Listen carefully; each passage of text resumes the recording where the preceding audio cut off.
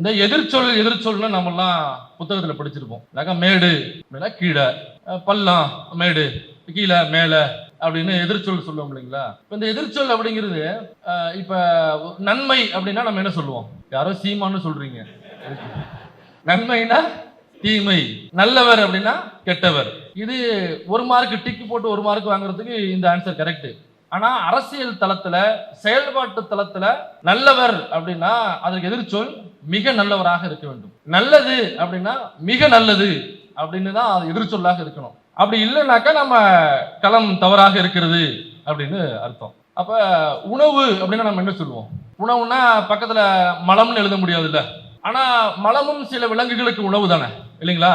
மலமும் சில விலங்குகளுக்கு உணவு. அப்ப அதுவும் உணவு லிஸ்ட்ல தானே வருது. அப்படின்னு உணவுக்கு பக்கத்துல மலத்தை கொண்டாந்து நம்ம ஒரே தட்டுல வைக்க முடியாதுல்ல.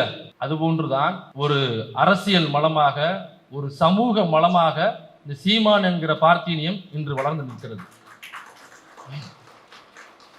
நம்ம கம்பாரிசனுக்காக கூட அந்த மலத்தை கொண்டு வந்து உணவு கூட கம்பேர் பண்ணக்கூடாது. உணவுங்கிறது அது நல்லது.